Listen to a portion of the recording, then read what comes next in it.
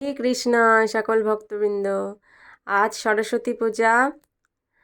এই বসন্ত পঞ্চমী তিথিতে আমি আমার গৃহমন্দিরে, রাধা মাধবের যে গৃহমন্দির আমার, সেই গৃহমন্দিরেই সরস্বতী মাকে এই সিংহাসনে স্থাপন করেছি এবং যৎসামান্যভাবে ফুল দিয়ে যেটুকু পেরেছি সেটুকুই বন্দনা করেছি।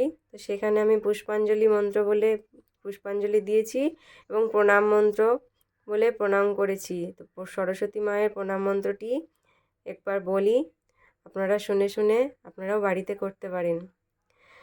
ওং জয় জয় দেবী চরাচর সারে, কুচযুগ শোভিত মুক্তাহারে, বীণারঞ্জিত পুস্তক হস্তে, ভগবতী ভারতী দেবী নমস্তুতে।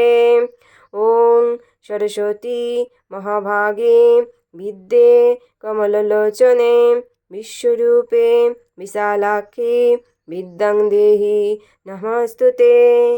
जय जय श्री राधा माधव की जय, जय जय सरस्वती माता की जय। हरि बोल।